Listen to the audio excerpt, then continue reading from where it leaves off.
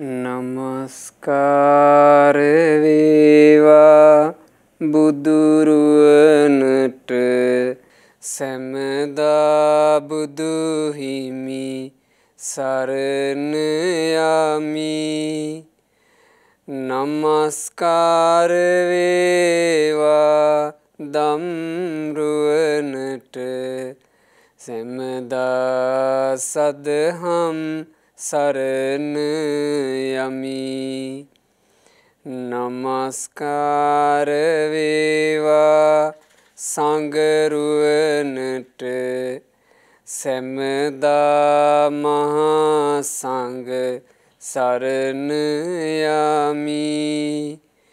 නමස්කාර වේවා තුනුරුවනට සැමදා තිසරණ සරණ යමි. සාදු සාදු සාදු. අප හැම දිනාගේ කල්යාණ මිත්‍ර ගුරුදේවෝත්තම පරම පූජනීය පින්වත් ලොකු ස්වාමින් වහන්සේ නිදුක්ව නිරෝගව දීර්ඝායුෂ සම්පන්නියම ලබත්වා. සාදු සාදු සාදු. ශ්‍රද්ධාවන්ත වාසනාවන්ත පින්වතුනේ, අද දවසේ මේ උතුම් සද්ධර්ම දේශනාව වෙනුවෙන් දායකත්ව දරමින් ධර්ම දානමය පින සිද්ධ කරන්නේ මීට වර්ෂ 2කට ඉහතදී මිය පරලොව යන්ට යෙදුණු පින්වත් ජයන්ති කරුණානායක ආදරණීය මෑණියන්ට පින්පෙත් අනුමෝදනා කරන අදහසින් ශාන්ති මාවත ගලවිලවත්ත හෝමාගම යමන ලිපිනේ පදිංචි පින්වත් මහවෙදගේ ස්වාමි පුරුෂයා, ඉරුණිකා මහවෙදගේ දියණිය, සඳලී මහවෙදගේ දියණිය සහ චානුක හේමචන්ද්‍ර බෑණනුවන් විසින් අද විශේෂයෙන් ඒ දරුවන් මීට වර්ෂ 2කට ඉහතදී 2020 ජනවාරි මාසයේ 28 වෙනිදා මිය පරලොව යන්ට යෙදුණු පින්වත් ජයන්ති කරුණානායක ආදරණීය මෑණියන්ට පින් අනුමෝදන් කරන්නේ. මෑණියන් හට මේ සියලු පින් අනුමෝදන් වෙලා පරලොව ජීවිතයේ සැපේම පත්වේවා. මෑණියන්ට ඊතා ඉක්මන් භවයකදීම චතුරාර්ය සත්‍ය ධර්මය අවබෝධ කරන්ට මේ ධර්ම දානමේ පින ඒකාන්තයෙන් හේතු වෙත්වා කියන අදහසිනුයි මේ උතුම් පින්කම මේ විදිහට සිද්ධ කරන්නේ. පින්වතුනි, මව්පියන්ට සැලකීම, මාපිය උපස්ථානය කියලා කියන්නේ ලෝකේ හැම කල්හි සත්පුරුෂයෝ වර්ණනා කරන ලද, සත්පුරුෂයන් විසින් ප්‍රශංසා කරන ලද දෙයක්. බුදුරජාණන් වහන්සේ දේශනා කළා තීනි මානි භික්කවේ සත්පුරුෂ පඤ්ඤත්තානි පණ්ඩිත පඤ්ඤත්තානි. මහණෙනි, කරුණු තුනක් සත්පුරුෂයන් විසින්ම ලෝකේ පනවන ලද්දේය, පණ්ඩිතයන් විසින්ම ලෝකේ පනවන ලද්දේය. ඒ සත්පුරුෂයන් විසින් පනවන ලද, පණ්ඩිතයන් විසින් පනවන ලද කාරණා තුන මොනවද? දානම් භික්කවේ සත්පුරුෂ පඤ්ඤත්තානි පණ්ඩිත පඤ්ඤත්තානි. දානේ වනාහි ලෝකේ හැම කල්හි සත්පුරුෂයෝ පනවන නුවණැත්තෝ පනවන දේවල්ය. දන් දෙනවා කියලා කියන්නේ සත්පුරුෂයෝ පනවන දෙයක්, නුවණැත්තෝ පනවන දෙයක්. දානෙට ආස කරන්න. පබ්බජ්ජා භික්කවේ සත්පුරුෂ පඤ්ඤත්තානි පණ්ඩිත පඤ්ඤත්තානි. පැවිද්ද කියලා කියන්නේ සත්පුරුෂයන් පනවන එකක්, නුවණැත්තෝ පනවන එකක්. ඒ නිසා පැවිද්ද කියන එකට හැම කල්හි ගරු කරන්න. ඊළඟ දේ තමයි මාතා පිතූපට්ඨානම් භික්කවේ සත්පුරුෂ පඤ්ඤත්තානි පණ්ඩිත පඤ්ඤත්තානි. ආදර මව්පියන් හට උපස්ථාන කිරීම වනාහි සත්පුරුෂයන් පණ්ඩිතයන් පනවන දෙයකි. ඒ නිසා මව්පිය උපස්ථානය, මව්පිය උපස්ථානය කියන එක මේ ලෝකේ යමෙක් කරන්නේ කෘතගුණ දන්නා දරුවෝ. කෘතගුණ දැන ලෞකික සම්මාදිට්ඨියෙන් යුක්ත අය තමයි මව්පිය උපස්ථානය කියන්නේ කරන්නේ. අත්ති මාතා, මට මව් නම් වූ මේ ලෝකේ සුවිශේෂී කාන්තාවක් සිටි. අත්ති පිතා, මට පියා නම් වූ මේ ලෝකේ සුවිශේෂී වූ පුරුෂයෙක් සිටි. මෙහෙම හිතන කෙලෙහි ගුණේ දන්න දරුවෙක්මයි පින්වතුනේ මව්පිය උපස්ථානය කියන එකට එළඹෙන්නේ. මව්පිය උපස්ථානය කියන එකට එළඹෙන්න නම් එතන කෙලෙහි ගුණයක් තියෙන්න ඕන. කෘතගුණේ දන්නා කෘතගුණේ සලකන දරුවෝ මව්පිය උවටන් කරනවා.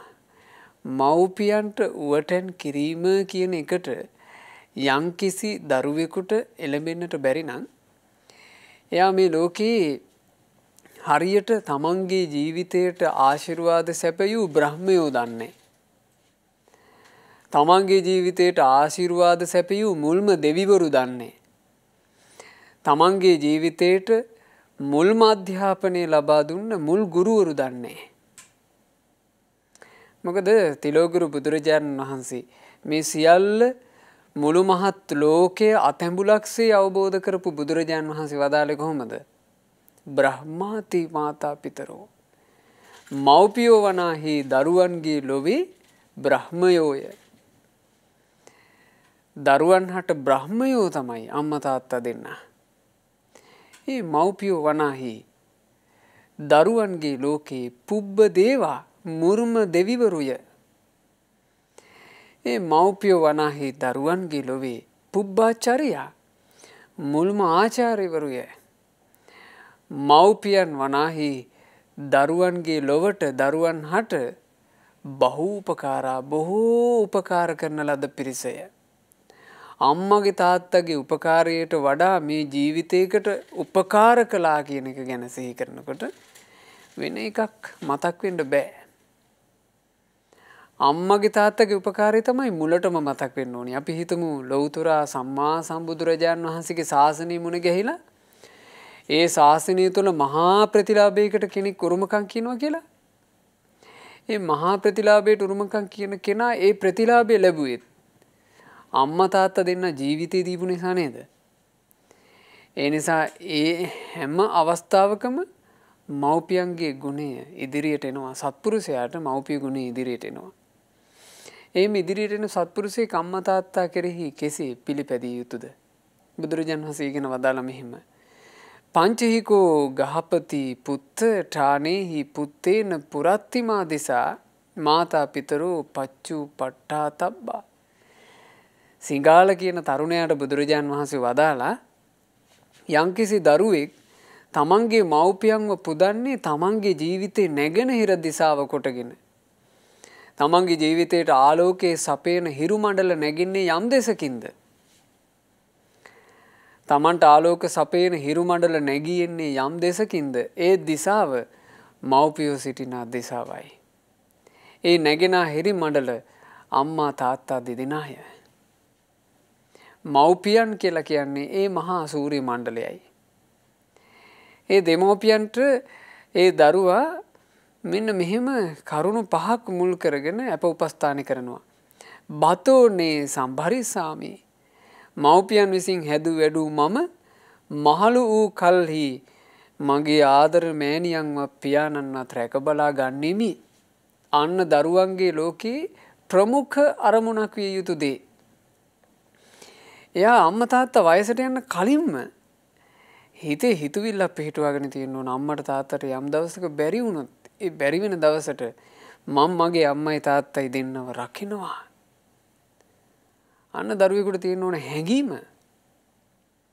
ඊළඟට බුදුරජාණන් වහන්සේ දේශනා කළා කිච්ඡං නේසං කරිස්සාමි.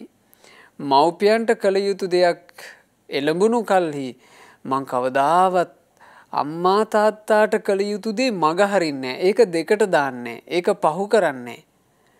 මං අම්මා තාත්තා වෙනුවෙන් කෙරෙන්න ඕන යුතුයකම උපරිමයෙන් ඉෂ්ට කරනවා. ඒ දෙන්නාට යුතුයකම් ඉටු කිරීම, ඒ දෙන්නාට පහසුව සැලසීම මගේ ජීවිතේ ප්‍රධානතම දේ බවට මම පත් කරගන්නවා.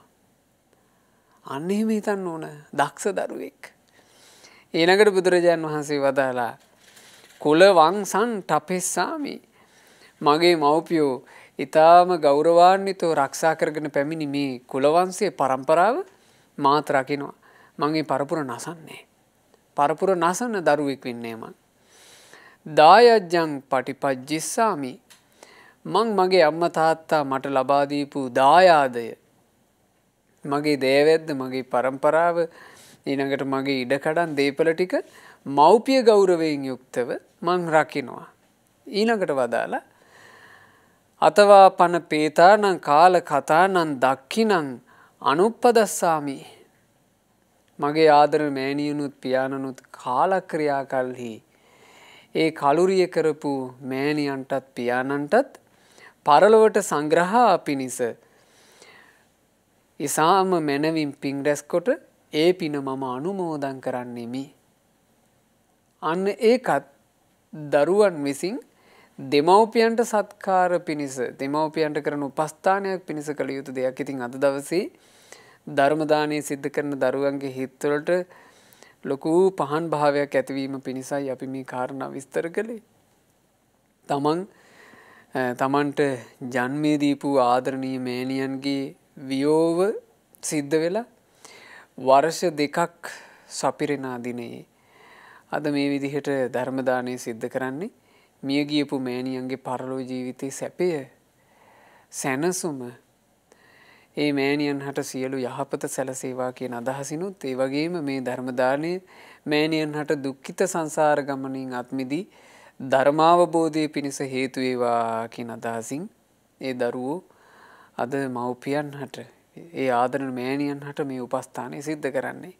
මව්පිය උපස්ථානයේ බුදුරජුන් නිතර වර්ණනා කළා. ඒ කාලේ තථාගත බුදුරජාණන් වහන්සේ සැවැත් නුවර ජේතවනාරාමේ වැඩ ඉද්දී ඊටාම ශ්‍රද්ධාවන්ත තරුණයෙක් නිතර බණ අහන්නට එනවා. ඔහු බොහෝ ධන සම්පත් තිබ්බ කෙනෙක් නෙමෙයි. නමුත් ඔහු ආසාවෙන් බණ අහනකොට ඔහු තුල උපන්න ශ්‍රද්ධා ධනය මේ ශ්‍රද්ධා ධනයෙන් යුක්තව නිතර බණ අහන තරුණයාට ගිහි ජීවිතේ කලකිරීම හටගත්තා. ඔහුට ගිහි ජීවිතේ දැන් හරි කරදරයක් වගේ දැනෙනවා. ඔහුට පේන්න ගත්ත ගිහි ජීවිතේ බාධා ගොඩම සම්බාධ උගරා වාසු ග්‍රහ ජීවිතය කියලා කියන්නේ සම්බාධක ගොඩක්. රජාපතු කෙලෙස්මයි උපදින්නේ. රැකී ආරක්ෂා කරන්න ගියත් අනිත් යුතුයකම් වගකීම් ඉෂ්ට කරන්න ගියත් සෑහෙන තැන්වල කෙලෙස් එක්කම ඔට්ටු වෙන්න සිද්ධ වෙනවා. අබ්බෝ කාසු පබ්බජ්ජා ඒ උතුම් පැවිදි ජීවිතේ නම් අහස වගේ කොයිතරම් සුන්දර තැනක්ද? අනේ නිසා මමත් මගේ අම්මගෙන් තාත්තගෙන් අවසරය අරගෙන බුද්ධ ශාසනය මහාන වෙන්න ඕනේ. අම්මා තාත්තා දෙන්නගෙන් අවසර පැතුවා. ඒ අම්මයි තාත්තයි දෙන්න මේ අපේ පුතාගේ කැමැත්ත නොවෑ කියලා මේ තරුණයාට මහාන වෙන්න අවසරෙත් දුන්නා. ඉතින් පැවිදි වුණාට පස්සේ මෙයා තමයි පවුලේ හිටපු එකම දරුවා. ඉතින් පැවිදි වුණාට පස්සේ අර අම්මයි තාත්තයි දෙන්න තව දුර්වල වෙනවනේ. අම්මයි තාත්තයි දෙන්නට කවුරුත් සලකන්ට නැතුව අම්මා තාත්තා දෙන්න අසරණ වුණා. දැන් මේ භික්ෂුන් වහන්සේ මහාන වෙලා. මේ භික්ෂුන් වහන්සේට දැනගන්න ලැබුණා අනේ තමන්ගේ ආදරණීය මෑණියනුත් දැන් ආදරණීය පියාණනුත් කියන ඒ දෙන්න දැන් මේ වෙනකොට බොහොම අසරණ තත්ත්වේ. මේ භික්ෂුව කල්පනා කළා මං මගේ පැවිද්ද තුල ඉඳලාම මගේ ආදරණීය මෑණියන්වත් පියාණන්වත් බලා ගන්නවා. මම බලන්නේ නැතුව ඒ දෙන්නට කවුරු බලන්නද? දැන් මේ ස්වාමීන් වහන්සේ සැවැත් නුවර දාලා යන්නේ. සාමාන්‍යයෙන් නම් ඒ කාලේ චාරිකාවේ වඩිනවනේ. මේ භික්ෂුන් වහන්සේ සැවැත් නුවර දාලා යන්නේ. සැවැත් නුවරම ඉඳලා ඒ සැවැත් නුවර නගරේ පිණ්ඩපාතේ වඩිනවා. පිණ්ඩපාතේට ටිකක් වැඩිපුර දාණය අරගන්නවා. ඒ දාණින් අම්මා තාත්තා දෙන්නව පෝෂණය කරනවා. අම්මා තාත්තා දෙන්නාගේ රෙදිපිලි හොදනවා. අම්මා තාත්තා දෙන්නව කලින් කලට උණු වතුර ඩිංගිත්තක් රත් කරලා මේ ස්වාමීන් වහන්සේම නාවල කරලා පිරිසිදු කරනවා. ඉතින් සෑහෙන ආසාවෙන් මේ ස්වාමීන් වහන්සේ මව්පිය උපස්ථානය කරගෙන හිටියා. මෙහිම මව්පිය උපස්ථානය කරමින් ඉන්නකොට දැන් අනිත් භික්ෂුන් වහන්සේලාට පේනවා. Taman නම් පිණ්ඩපාතේ දාණය අරගෙන විහාරෙටනේ වඩින්නේ එක්ක රුක් සෙවණකට. මේ භික්ෂුව ගෙදෙට්ට වඩිනවා. අනික් ස්වාමීන් වහන්සේලා ඇහුවා ආයස්මතුනි ඔබ වහන්සේ මොකෝ මේ ගෙයක් ගානේ පිණ්ඩපාතේ ගිහිල්ලා ඒ පිණ්ඩපාතේ දානේ වළඳන්ට ගෙදරක් ඇතුළට යන්නේ. මොකද්ද මේකට හේතුව? එතකොට ඒ ස්වාමීන් වහන්සේ බොහොම සතුටින් කිව්වා ආයස්මතුනි ඒ මගේ ගිහි කාලේ නිවසනේ. එහි මගේ ආදරණීය මෑණියනුත් මගේ ආදරණීය පියාණනුත් සිටිනවා. මං දානේ අරගෙන ගිහිල්ලා ආයුෂ්මතුනි මුලින්ම කරන්නේ අම්මටයි තාත්තටයි ඒ දෙන්නාගේ කුස පුරව ගන්න මේ භෝජන දෙන එක. ඒ දෙන්නා ඉතුරු කරොත් මං වළඳන්නේ කොහොම මේ භික්ෂුව හරි සතුටින් කිව්වේ. මොකද මේ භික්ෂුවට කිසිම වැරද්දක් තේරුන්නේ නැහැ තමන් මේ කරන දේ.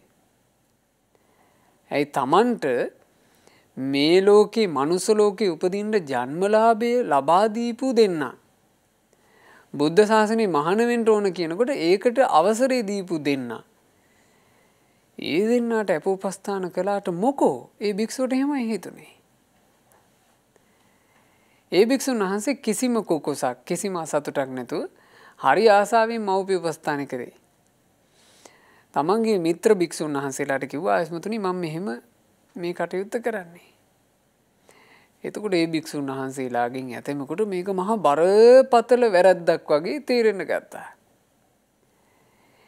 ඒ භික්ෂුන් කිව්වා ආයස්මතුනි ඔබ වහන්සේ කොහොමද එහෙම කරන්නේ? ඔබ වහන්සේට මිනිස්සු දානේ පූජා කරන්නේ සංඝයා උදෙසා.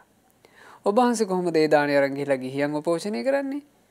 ගැලපෙන්නේ කියලා මේ භික්ෂුවව අතින් ඇදගෙන බුදුරජාණන් වහන්සේ ළඟට එකතු කරගෙන ගියා. දැන් මේ භික්ෂුන් වහන්සේට කිසි කම්පාවක් නැහැ.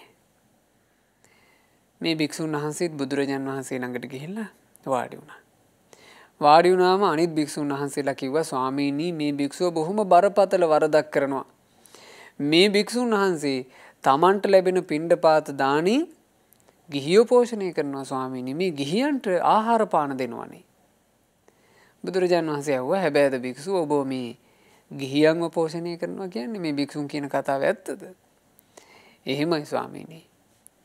පින්වත් භික්ෂුව ඔබ මේ පෝෂණය කරන ගිහියෝ කවුද? කවරෙකුටද ඔබ දානි ගිහින් දෙන්නේ? ස්වාමීනි ඒ මගේ දෙමාපියෝ. තථාගත අරහත් සම්මා සම්බුදුරජාණන් වහන්සේගේ ඒ උතුම් සිරි සම්බුදු මුව මඩලින් අර භික්ෂුව උදෙසා සාදුකාර නැගෙනවා. සාදු සාදු පින්වත් භික්ෂුව. පින්වත් භික්ෂුව ඊටාම යහපත් ඔබ මේ කරන දේ. භික්ෂුව යම් දරුවෙක් තමන්ගේ ආදරණීය මෑණියන්ව පෝෂණය කරනවා කියලා කියන්නේ කොච්චර යහපත්ද? යම් දරුවෙක් තමන්ගේ ආදරණීය පියාණන්ව පෝෂණය කරනවා කියලා කියන්නේ කොයිතරම් යහපත් දෙයක්ද? භික්ෂුව හැම කල්හි මව්පිය උවටන බුද්ධ ආදී සත්පුරුෂයෝ වර්ණනා කළා. භික්ෂුව ඔබ බොහෝසේ සතුටු වෙන්න සත්පුරුෂයන් වර්ණනා කරපු නුවණැත්තෝ වර්ණනා කරපු පුරාණ පඬිතවරුන්ගේ වංශ පරම්පරාවට අයිති දෙයක් ඔබ මේ සිද්ධ කළේ. මේක සුළුපටු එකක් නෙමෙයි. අන්න එහෙම බුදුරජාණන් වහන්සේ ඒ භික්ෂුවට ගුණ වර්ණනා කළා. අනිත් භික්ෂුන් වහන්සේලාත් එතකොටයි තේරුම් ගත්තේ මේ භික්ෂුව කල්පනා කරපු ආකාරය හරිනේ කියලා. අනිත් භික්ෂුන් වහන්සේලාත් දැන් දැස් දල්වාගෙන බලාගෙන ඉන්නවා. අර භික්ෂුවටත් හරි ප්‍රීතියි. හරිම සන්තෝසයි. තිලෝගුරු බුදුරජාණන් වහන්සේ ඔය මොහොතේ දකිනවා මේ මව්පිය වලට යන කරන සත්පුරුෂ ගුණයේ ඇති කෙලෙහි ගුණ දන්න භික්ෂුව ළඟ තියෙනවා මහා පිනක් ධර්මාවබෝධ කරන්න පුළුවන්. ධර්මාවබෝධ කිරීමේ පින කියන එක පින්වතුනේ වෙන කෙනෙකුට පේන්නේ නැහනේ. වෙන කෙනෙකුට දකින්න බෑ. ඒක දකින්නේ අරහත් සම්මා සම්බුදුරජාණන් වහන්සේමයි. ඒ දකින්න හැකියාවට කියනවා බුදු නුවණ කියලා. ඒ දකින්න හැකියාවට කියනවා බුදු ඇස කියලා. බුදු ඇසින් ඒක දකින්නේ බුදු ඇසින් ඒක දකින්න වැරෙන්න වෙන ඇහැක් ඒකට නැහැ. බුදු ඇස කියලා කියන්නේ මොකක්ද? බුදුරජාණන් වහන්සේට තියෙනවා සුවිශේෂී ඥාන දෙකක්. එක ඥානයකින් කරන්නේ සත්වයන්ගේ දුර්වලතා හඳුනගන්න එක. ඒ දුර්වලතා හඳුනගන්න ඥානයට කියනවා ආසයානුසය ඥානය. ඊළඟට අනිත් ඥානයෙන් බුදුරජාණන් වහන්සේ දකින්නේ සත්වයන්ගේ දක්ෂතා. අභ්‍යන්තරය තුල කුසල් වඩන්න ගුණදහම් දියුණු කරන්න ඔහුට තියෙන දක්ෂතා දැකීමේ හැකියාවක් තියෙනවා. ඒකට කියනවා ඉන්ද්‍රිය පරෝපරියත්ත ඥානය. ඔය ඥාන දෙකම එකතු කරලා යම් කෙනෙක් දිහා බුදුරජාන් වහන්සේ බලන්නේ බුදු ඇසින්. ආන්ගේ සම්බුද්ධ නේත්‍රයෙන් දකිනවා මේ මව්පියෝටන් කරන භික්ෂුව මාර්ගඵල අවබෝධ කරන්න තරම් මහා පින්වන්තයෙක්. බුදුරජාන් වහන්සේ මේ මොහොතේ ඒ මහා පින්වන්තයාට ධර්ම අවබෝධයට පසුබිම නිර්මාණය කරන්න මේ ජාතක පුවත. අද ඉගෙන ගන්න ජාතක කතාවේ නම නන්දිය මිග ජාතකය. දිවිපුදා මව්පියන්ට සැලකූ මුවාගේ කතාව. බුදුරජාන් වහන්සේ වදාලා පින්වත් භික්ෂුව පුරාණ පණ්ඩිතවරු පුරාණ නුවණැත්තෝ හිටියා. ඒ අයෝ තිරිසන් යෝනියේ ඉපද සිටි අවස්ථාවේ පවා සාමාන්‍ය මානසික මට්ටමින් පටු උපතක ඉපද සිටියේදී පවා මව්පියන් උදෙසා ජීවිතේ පවා දුන්නා. මව්පියන්ට දිවි දීලා මව්පිය උපස්ථානයේ යෙදුනා කියලා බුදුරජාණන් වහන්සේ මේ අතීත පුවතක් ගැන යම් සාරාංශ වචනයක් වදාලා. එතකොටම අර මව්පිය උපස්ථානය කරපු භික්ෂුවට ආසාවක් හිතක් උපදිනවා. අනේ මේ ප්‍රවෘත්තිය දැනගන්න ඇතිනම් ඒ භික්ෂුව වැඳගත්තා. වන්දනා කරගෙන ඉල්ලුවා ස්වාමීනි භාග්‍යතුන් වහන්සේ ඒ අතීත පුවත අප කෙරෙහි අනුකම්පාවෙන් වදාරනසේක්වා. ඔන්න භාග්‍යතුන් වහන්සේ වදාලා නන්දිය මිග ජාතකය. ගොඩාක් ඉස්සර කාලේ බරණැස්පුරේ බ්‍රහ්මදත්ත නමින් මහා රජ කෙනෙක් රාජ්‍ය විචාරමින් හිටියා. ওই කාලේ අපේ මහා බෝධිසත්වයෝ සසර ගමනේ පෙරම් පුරා එද්දී මුව යෝනියේ ඉපදෙලා හිටියා නන්දිය මිග කියන නමින්. පින්වතුනි මේ යුගය මේ ජාතක පුවත සිද්ධ වෙච්ච යුගය එක්තරා සුවිශේෂී කාලයක්. ඒ සුවිශේෂී කාලය කියලා කියන්නේ අද ජීවත් වෙන අපිට පුදුම සහගත කාලයක්. මොකක්ද ඒ කාලේ තිබුණ පුදුම සහගත දේ? ඒ කාලේ මුවන්ට මිනිස්සුත් එක්ක ඉතා සුවසේ කතා බහ කිරීමේ හැකියාව තිබුණා. මුවෝ මිනිසුන් එක්ක කතා බහ කරනවා.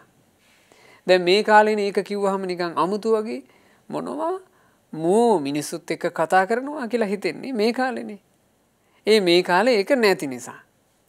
දැන් මේ ජාතක පුවත සිද්ධ වෙන කාලේ ඒක තිබුණා. ඒ කාලේ මුවෙක් මිනිසෙක් එක්ක කතා කළා කියලා ඒකේ එහෙම අමුත්තක් තිබුණේ නැහැ.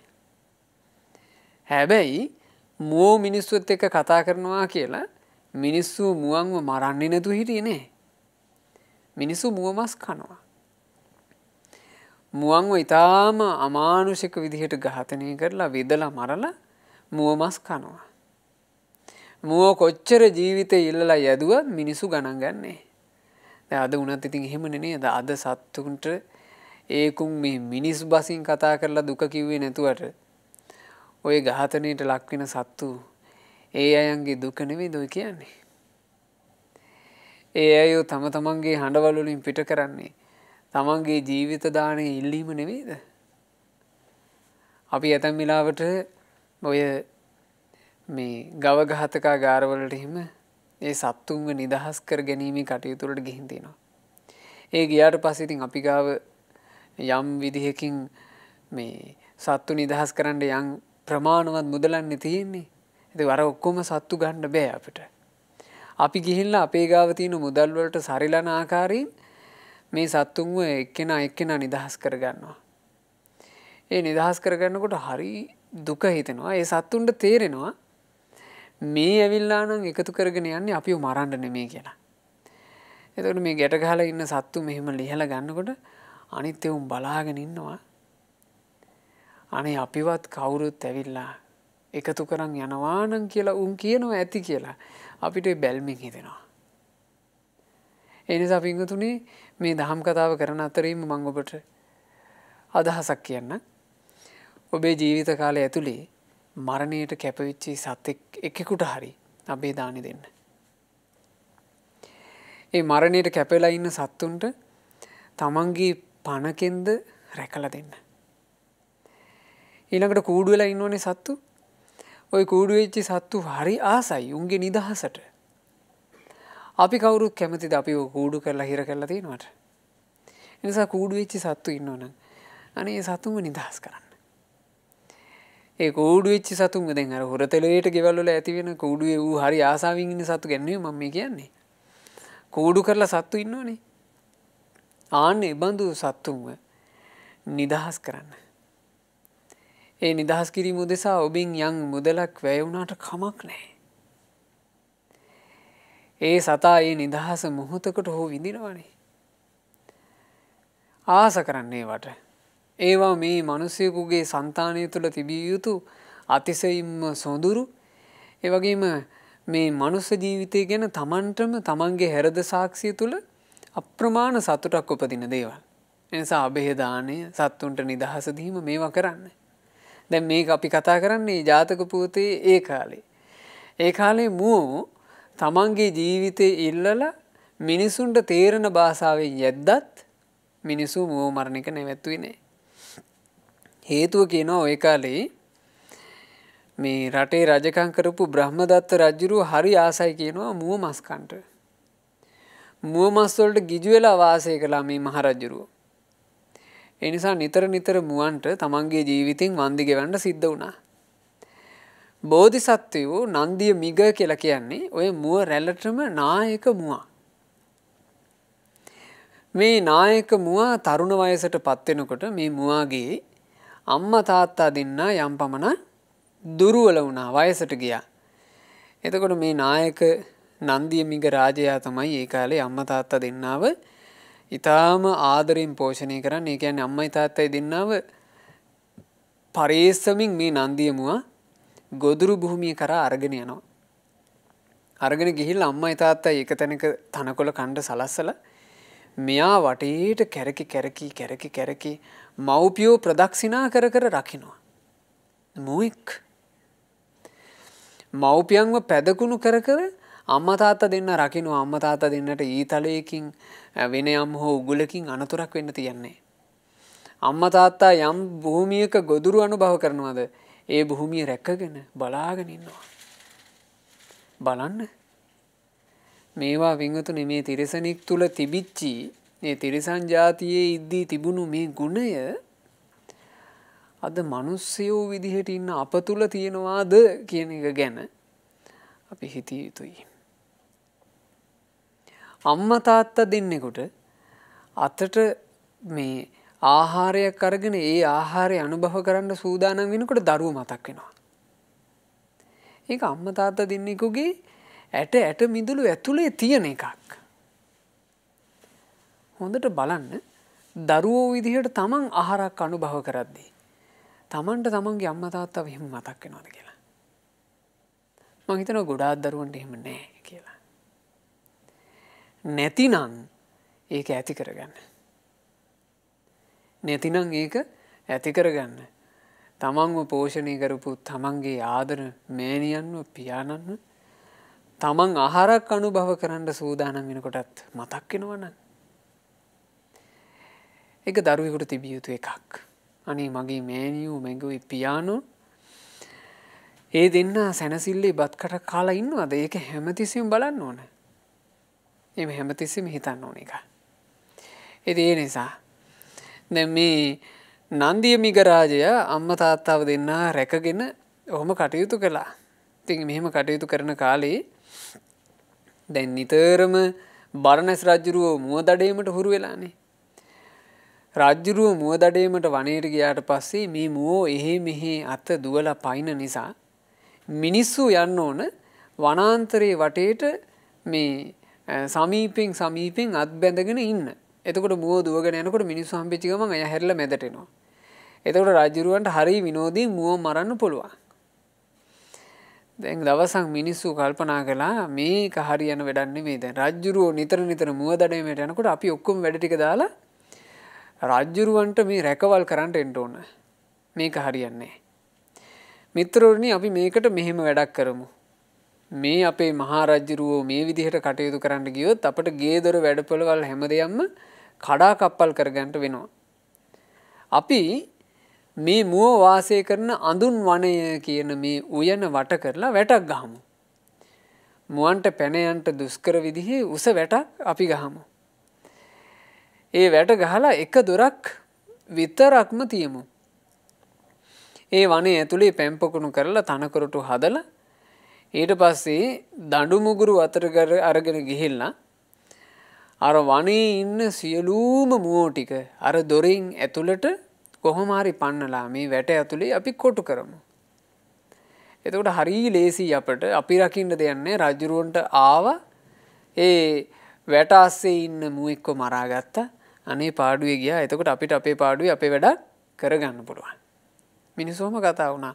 අනිත් මිනිස්සු කිව්වා බොහොම හොඳයි මේ වැඩේ නම්. නැත්තම් මේ හැමදාම කැලෑ ගානේ රකින්න අපිට බෑ. ඉතින් මේ මිනිස්සු රජුරවන්නේ අවසරය අරගෙන අඳුන්වණය කියන උයන වට කරලා ඔන්න හොඳට මේ ශක්තිමත් විදිහට උසට වැටක් ගැහුවා. එක දොරක් විතරක් තිබ්බා. මේ ඔක්කොම සිදුවීම අර නන්දිය කියන මිග රාජයා දැන් මෙයා සාමාන්‍ය මුව වගේ නෙමෙයි තේරුමක් තියෙන මුවෙක්. මෙයා බැලුවා මේකේ වෙන්න යන්නේ මොකද්ද කියන කතාව හොඳට තේරුණා.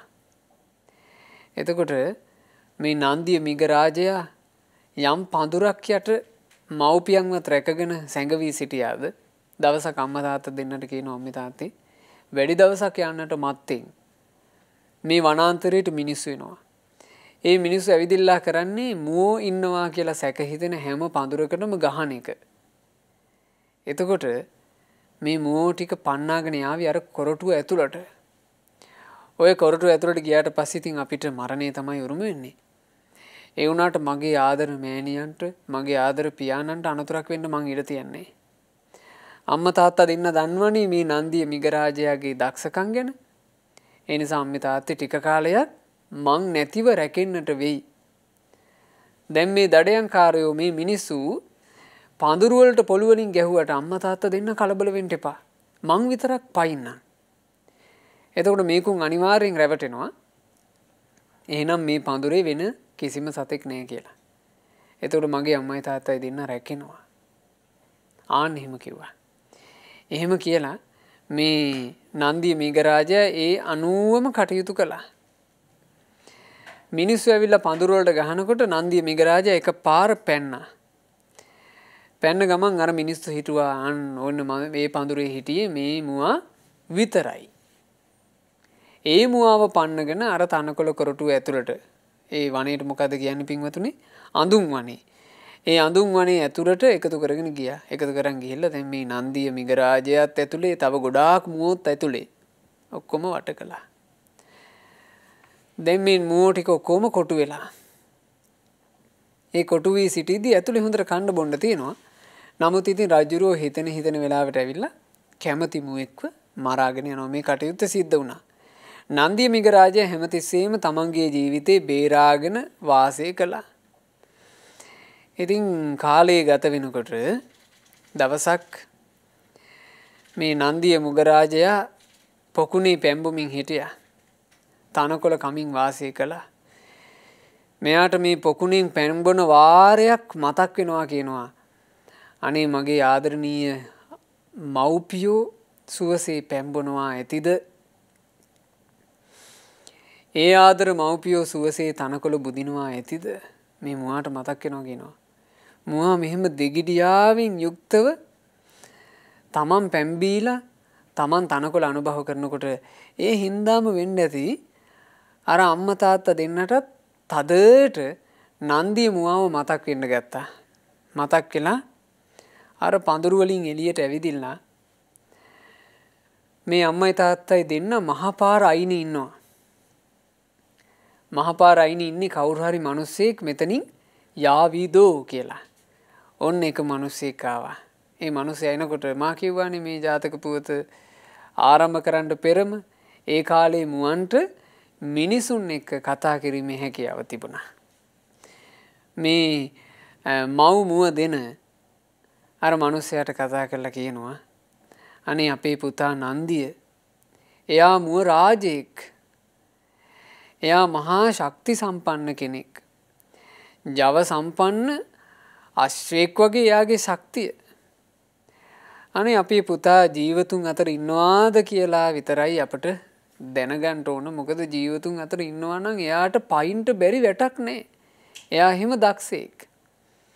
එයා තාම ආවේ නැති එක ගැන තමයි අපිට තියෙන දුක. ඒ නිසා අපිට එයා ජීවතුන් අතර ඉන්නවාද කියලා පයින්ඩයක් යවා ගන්නටයි හරියට දැනගන්නටයි මේ පාරයිනේ අපි හිටියේ. ඔබ කොයිබද මේ යන්නේ? එහෙම ඇහුවා. එතකොට කියනවා මම මේ සාකේතයටයි යන්නේ. එතකොට කියනවා අනේ එහෙනම් සාකේතකට ගියාට පස්සේ ඒ සාකේතේ අඳුන් වනේ ගැන අපේ පුතා අපිට කිව්වා. මේ අඳුන් වනේ මේ ලොකු වැටක් ගහලා මිනිස්සු මුවන්ව වට කරගෙන ඉන්නවාය කියලා කතාවක්.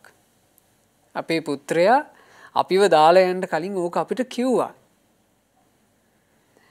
අනේ ඒ නිසා ඔබ ඒ සාකේතේ අඳුන් වනේ ළඟට යන්න ගිහිල්ලා අපේ පුතා ඉන්නවාද කියලා බලලා අපට පොඩි පණිවිඩයක් දෙන්නකෝ කිව්වා. මේ මනුස්සයා මේ වැඩේ බාරගත්තා. මේ මනුස්සයා බොහොම අහිංසක කෙනෙක්. ඉතින් අම්මා පණිවිඩේ කිව්ව හැටි මේකේ මේ ජාතක පුවතේ ලස්සන ගාථාවකින් සඳහන් වෙනවා. අනේ පින්වත් බමුණ ඔයා ඉදින් සාකේතයේ අඳුන් වනයේට යනවා නම් නන්දිය මුවා නැමැති අපේ එකම ඖරස පුත්‍රයාට මේ කරුණ කියනවාදෝ. ඔයාගේ මාපියෝ දැන් වයසයි. ඔයාව බලන්ට ආසාවෙන් ඉන්නේ කියනවාදෝ. ඔන්න අම්මගේ පණිවිඩේ. එතකොට මේ බමුණා තමන්ගේ පණිවිඩේ අරගෙන ගිහිල්ලා දැන් ඒක හොඳට හිතේ තියාගෙන ගිහිල්ලා අර අඳුන් වනේ ළඟට ගියා. ගිහින් මේ මුවන් ඇතුලේ ඉන්නේ වැට ළඟට ගිහිල්ලා හයියෙන් කතා කළා හඬ නගලා නන්දිය නැමැති මුවෙක් මෙහි ඉන්නවද කියලා ඇහුවා. ඒ අහනකොටම නන්දිය මුවාට ඇහිලා ඒ නන්දිය මුවා පෙරට පැමිණියා. පෙරට පැමිණිලා වැටේ යහපැත්තේ ඉඳලා කියනවා මමයි නන්දිය මුවා. කියනවා නන්දිය මුව නුඹේ මාපියෝ පාර අයිනේදී මාව විශේෂයෙන් මුණ ගැහිලා මට පණිවිඩයක් කිව්වා. ඒ ඈයන්ට නුඹව දකින්න සතුටුයිලු කාලෙකින් දැක්කේ නැතිලු කියලා. ඉතින් ඒ දෙන්නාට මා පණිවිඩයක් අරගෙන යන්න ඕන. මම යලි ගම් රට බලා යද්දී ඒ පාර හරහා යන්නේ. බොහෝ දුරට ඒ දෙන්නා ඉදීවි. ඉතින් මට කියන්න පණිවිඩයක් දෙන්න කිව්වා. එතකොට මේ නන්දිය මුවා කියනවා බ්‍රාහ්මණ මට මේ වැට පැනලා මාපියන් දකින්න යන්න බැරි කමක් නැහැ. මට බොහොම පුළුවන්.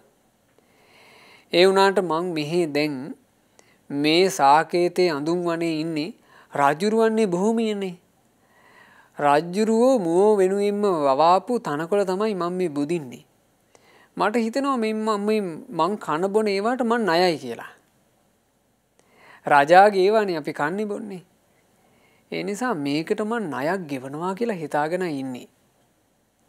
බලන්න මුවෙක් වෙලත් බෝධිසත්වෝ ඒ කාලේ කල්පනා කරපු ආකාරයේ මම මේකට ණයක් ගෙවනවා කියලා හිතාගෙන ඉන්නේ. ඒ ණය ගෙවන හැටි අපිට ජාතක කතාව අවසන් වෙනකොට ඉගෙන ගත්තා. ණයක් ගෙවනවා කියලායි මං හිතන් ඉන්නේ. එරත් කාලයක් තිස්සේම මේ මගේ අනිත් මුව පිරිසත් මේකේ හිර වෙලා ඉන්නේ. මං අවස්ථාවක් එනකම් බලාගෙන ඉන්නවා. මගේ සියලුම මුව පිරිස බේරා ගැනීම පිණිස. ඉතින් වැඩි කාලයක් ගත වෙන එකක් නේ. මං ඉක්මන් කරලා මගේ ආදරණීය මෑණියනුත් පියාණනුත් දකින්ට එනවා කියන පණිවිඩේ ඔබ අම්මා තාත්තා දෙන්නට තියන්න. ඒ දෙන්නගේ හිත සතුටු කරන්න කිව්වා. මෙහෙමයි ඒ ගැන කිව්වේ. බමුණෙනි මේ අහන්ට මුවන්ගේ කෑමට කියලා නිරිදානන් වපුරන ලද තනකොළ හා මේ පොකුණේ පැන් මං කලක තිස්සේ කෑවා බිව්වනේ. නිරිදුන් සතු ඒ බොජුන් නිකං කන්ට බොන්ට මං උත්සාහ නොකරමි. ඒ කිව්වේ මේවා ණයට කන්න කැමති නෑ කිව්වා. දුනුහිගෙන රජු ආවිට මට විදින්ට කියා මම මේ සිරුරේ පැත්ත පෙන්නලා දෙමි. එතකොට මං මරණයෙන් මිදී සුවපත් වූ විට මාපියන් බලන්ට එන්නම්. ඕන් ඔය පණිවිඩේ කියන්න කිව්වා. ඉතින් මේ අහිංසක මිනිසයා යලිත් වතාවක් ගමන යනකොට අර අම්මයි තාත්තයි දෙන්න පාරයිනේ වෙනදා වගේම හිටියා පණිවිඩයක් බලාපොරොත්තු වෙමින්. ඒ දෙන්නාට ඒ පණිවිඩය කිව්වා. ඉතින් ඔන්න කාලේ ගත වෙලා ටික දවසකින් නන්දිය මිගරාජයාගේ මරණ මොහොත ආවා. රජුරෝ මහා පිරිවරින් උයනට ඇවිදින්න මේ මුවාට විදින්ට සූදානම් වුණා. මුවාට විඳින්න සූදානම් වෙනකොට වෙනදා නොදුටු දෙයක් රජුරවන්ට පෙනේ. ඒ කුමක්ද? මරණ බයක් නැති මුවෙක්. සාමාන්‍ය විඳින්න සූදානම් වෙනකොට මුවා එහෙට පයින්නවා මෙහෙට පයින්නවා. රජුරවන්ට හරි විනෝදයි. රජුරෝ ඉලක්කේ ගන්න ඕනේ, මානේ අල්ලන්න ඕනේ. සෑහෙන ඔට්ටු වෙන්න ඕනේ මුවාව මරා ගන්න. දැන් ඒ මුකුත් නැහැ. මේ නන්දිය මේ මිගරාජයා හෙල්ලෙන්නේ නැතුව ඉන්නවා. හෙල්ලෙන්නේ නැතුව රජුරුවන්නේ පැත්තට සම්පූර්ණයෙන් හැරුණා. හැරිලා රජුරුවන්ගේ නේත්‍ර දෙක දිහා මේ මුවා කෙලින්ම බැලුවා. බලලා හිටගත්තා. දැන් රජුරුව හොඳට ඊතලේ අරගෙන හරි උඹ බය නැති උනාට කමන්නේ මම උඹට විදිනවා කියලා ඊතලේ අරගෙන අර දුන්නට තියලා දුනුදිය කියලා කියන්නේ අර දුන්නේ නූලනේ. දුනුදිය මෙහෙම වැරෙන් ඇද්දා. අදිනකොටම මේ නන්දිය මිගරාජයා රජුරුව සුවපත් වේවා කියලා මෙත්සිත පැතිරුවා. හරි පුදුම සහගතයි වින්දුනේ බෝධිසත්වයන් වහන්සේගේ ජීවිතේ නම් තිරිසන් අත්භවයක මෙච්චර කල්පනා ශක්තියක් කියන එක හිතා ගන්න බෑ. අර ඊතලේ අදිනකොට රජ්ජුරුවෝ සුවපත් වේවා රජ්ජුරුවෝ දීර්ඝායුෂ ලබත්වා කියලා රජ්ජුරුවන්ට මෙත්සිත මෛත්‍රිය කියන මහා බලසතු දේ තමන්ගේ හිතේ ඇති කරගත්තා. ඒක කොච්චර බල සම්පන්න වුණාද කියන්නේ රජ්ජුරුවන්ට ඇදගත් ඊතලේ විද ගන්න බැරුව ගියා. හිර වුණා. හිර වෙලා ඉද්දී මේ නන්දිය මුවා රජුරවන්ට කියනවා ඇයි මහරජ මොකෝ මේ ඊතලේ විසි වෙන්නේ නැතිද? හොඳට හයියෙන් ඇදලා ගස්සන්න කිව්වා. එතකොට රජුරෝ දාඩිය දාලා මොකද මේක හිර වෙලා. දැන් මේ ඊතලේ අතෑර ගන්නත් බෑ. ඊතලේ ඉස්සරහට යන්නේ නැහැ. රජුරෝ කියනවා අනේ මුව රජු මට විද ගන්න බැහැ නොවේ. එසේනම් මහරජ ගුණයක තියෙන ආනුභාවී ඔය තුලින්ම දැනගන්ට මා නුඹට මෙත්සිත වැඩුවා මෛත්‍රිය පැතුරුවා. ඔය මෛත්‍රියක අනුහසයි. මෛත්‍රී අනුහස් බලයෙන් ඔබට ඔය විද ගන්න බැරුව ගියේ. එතකොට රජුරවන්ට හරි ආදරයක් ගෞරවයක් හටගත්තා මේ නන්දිය මිගරාජයා ගැන. රජුරෝ කියනවා අනේ මුව රජු මේ හිත්පිත් නැති ඊ දණ්ඩට ගුණයක තියෙන අසිරිය තේරුණා. හිත්පිත් නැති ඊතලයට ගුණයක තියෙන අසිරිය තේරුණා. ඒ ඊතලේ එකමැති වුණා අර ගුණවන්තයාගේ ශරීරය පසාරු කරගෙන යන්න. ඒ වුණාට මට මං ගැනම ලැජ්ජයි මුව රජු. මට මේ ගුණයක තියෙන වටිනාකම තේරුණේ නෑනේ. මට සමාවයන් මං නුඹට ජීවිත දානේ දෙනවා.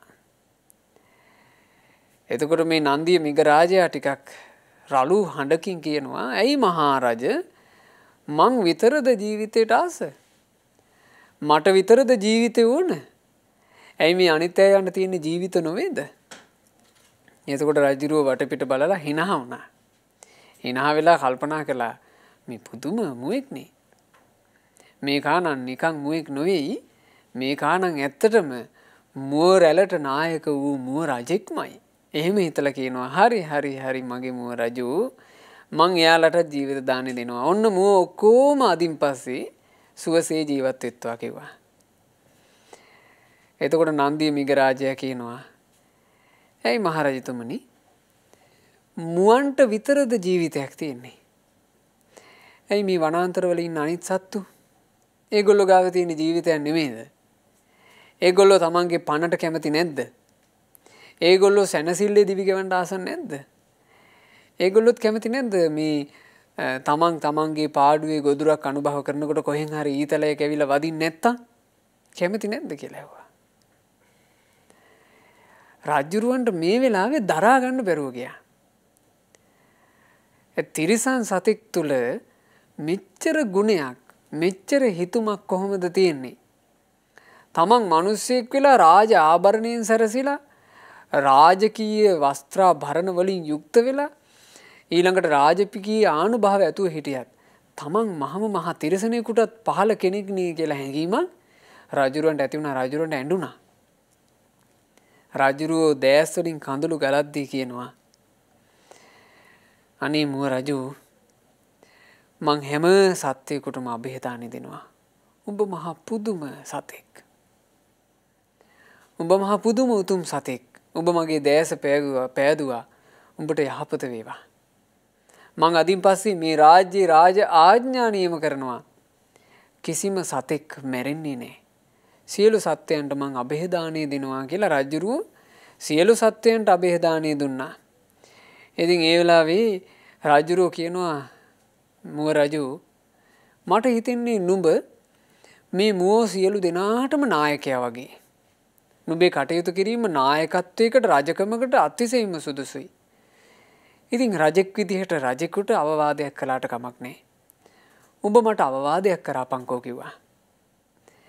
එතකොට මේ මිගරාජයා නන්දිය කියන මුව රාජයා රජුරවන්ට අවවාද කළා මෙන්න මෙහෙම මහරජ රජෙක් වුණාට පස්සේ ඡන්දයෙන්, ද්වේෂයෙන්, බයෙන්, මෝහයෙන් කියන සතර අගතියින් තොරවම තීරණ ගන්න ඕන.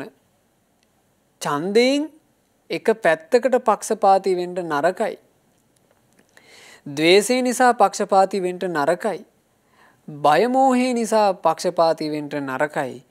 හොඳ සැලකිල්ලින්ම රජෙක් කටයුතු කරන්න ඕන. මොකද රජා එක පැත්තකට පක්ෂ වුණොත් ඒක බොහෝ දෙනෙකුට අසාධාරණීය පිණිස හේතු වෙනවා. ඒ නිසා රජෙක් අගතියකින් තොරවම කටයුතු කරන්න ඕන. ඊළඟට මං නුඹට කියා දෙන්නම් මහරජතුමනි දස රාජ ධර්ම. ඕන් ඔය දස රාජ ධර්ම වලින් යුක්තව රාජ්‍ය කරන්නත් ඕන කිව්වා. මේ නන්දිය මිගරාජයාට සංසාර පුරුද්දක් විදිහට දැන් බෝධිසත්වයෝනේ. සසර මතකයක් විදිහට තිරිසන් යෝනි උපන්නත් දස රාජ ධර්ම මතක තිබ්බා. ඒ දස රාජ ධර්ම එදා බ්‍රහ්මදත්ත මහරජුරවන්ට මනුස්ස රජුරවන්ට කියලා දුන්නේ මුව රජුෙක්.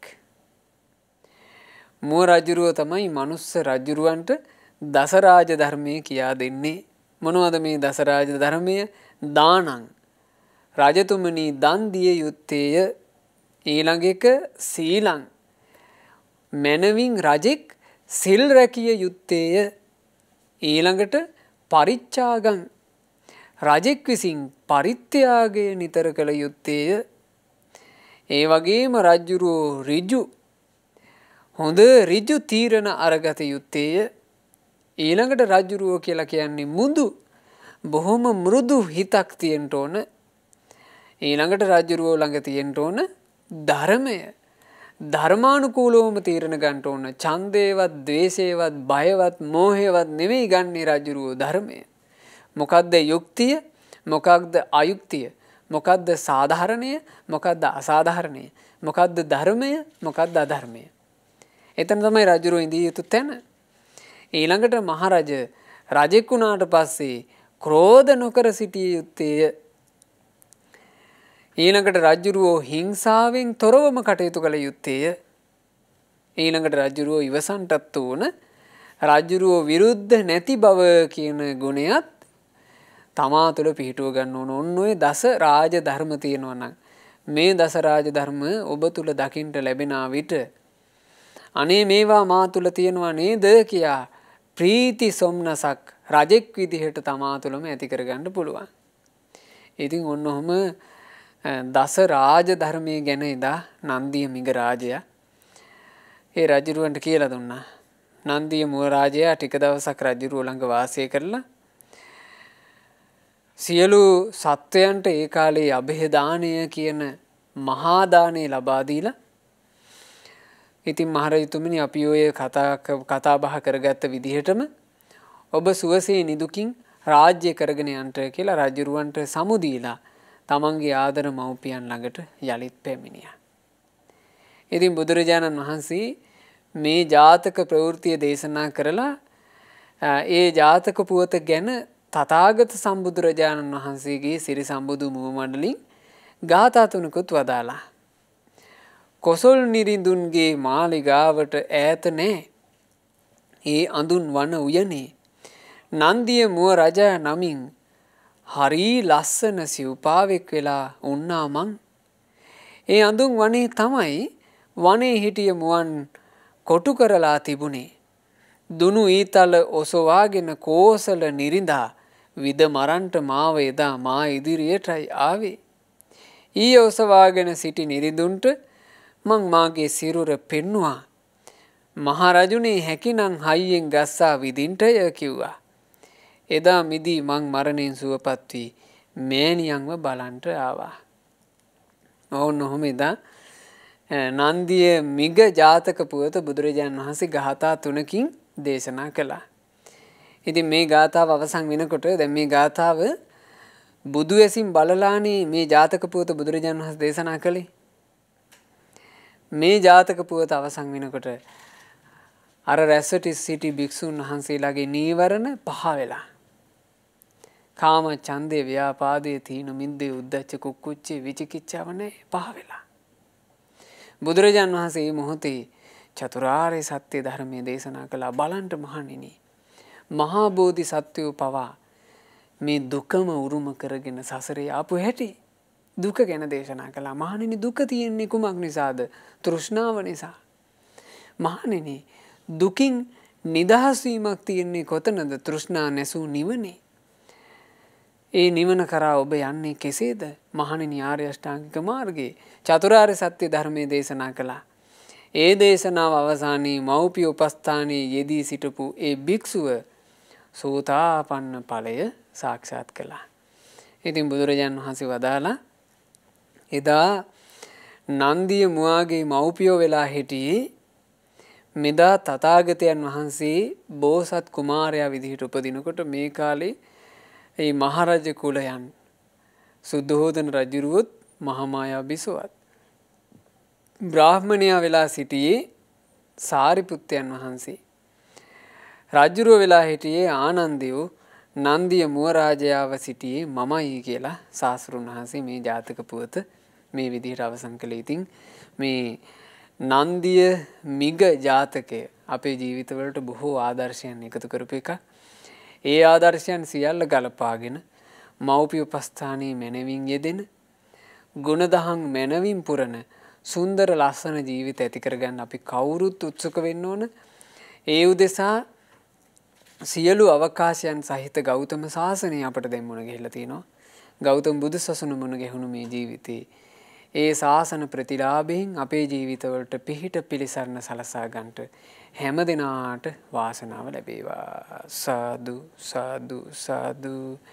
වර්ෂ දෙකකට ඉහතදී මිය පරලෝ යන්නට යෙදුනා වූ පින්වත් ජයන්ති කරුණානායක මෑණියන් හට සියලු පින් අනුමෝදන් වෙත්වා අනුමෝදන් වෙත්වා අනුමෝදන් වෙත්වා. මෑණියන්ගේ පරලෝ ජීවිතේ ඒකාන්ත වශයෙන්ම සුඛී සුවපත් භාවයටම පත්වෙත්වා. මෑණියන්ට ඉක්මන් භවයකදීම සංසාර දුකින් නිදහස් වෙන්න වාසනාව ලැබේවා. සාදු සාදු සාදු. රැස්කල උදාරතර පුණ්‍ය ධර්මයන් අනුමෝදන් කරමු. සියලු දෙවිවරුන්ට සක්දෙවිඳු ප්‍රධාන සතරවරන් දෙවිවරු සෙන්පති දෙවිවරු ඇතුළු අපගේ ඉෂ්ඨකාමී හිතකාමී සියලු දෙවියෝ පින් අනුමෝදන්ව දෙවියෝ දිව්‍ය සැපෙන් වැඩෙත්වා දිව්‍ය ආශ්චර්යයෙන් වැඩෙත්වා. ඒ දෙවියන්ගේ නිරන්තර රැකවරණ අප හැම දිනාට සලසත්වා. සාදු සාදු සාදු. ගුරු දේවෝත්තම කල්යාණ මිත්‍ර පරම පූජනීය පින්වත් ලොකු ස්වාමීන් වහන්සේට සියලුම පින් අනුමෝදන්ව ගුරු දේවයන් වහන්සේ නිදුක්ඛ නිරෝගව දීර්ඝායුෂ සම්පන්නියම ලබත්වා. සාදු සාදු සාදු. 2020 ජනවාරි මාසයේ 28 වන දින මිය පරලෝ යන්ට යෙදුණු පින්වත් ජයන්ති කරුණානායක මෑණියන්ටත් අද ධර්ම දානයන් සිදු කරන ඒ දරුවන් මේ පවුලේ සියලු දෙනා නමින් මියගිය සියලු ඥාතීන්ටත් පින් අනුමෝදන්ව ඥාතීන්ගේ පරලෝ ජීවිතේ සැපයටමපත් වෙත්වා. ඉක්මන් භවයකදීම අපගේ ඥාතීන් සසර දුකින් අත මිදෙත්වා කියන අදහසින් පින් අනුමෝදනා සිදු කරන්න. ඕස්ට්‍රේලියාවේ පදිංචිව සිට නොවැම්බර් මාසේ 17 වන දින මිය පරලෝ යන්ට යෙදුණු ආර්යාද සිල්වා අත්තම්මාටත් පින් අනුමෝදන් වෙලා ඒ අත්තම්මාගේ පරලෝ ජීවිතෙත් ඒකාන්ත වශයෙන්ම සැපයටම පත්වෙත්වා කියන අදහසින් පුණ්‍ය අනුමෝදනා සිදු කරන්න.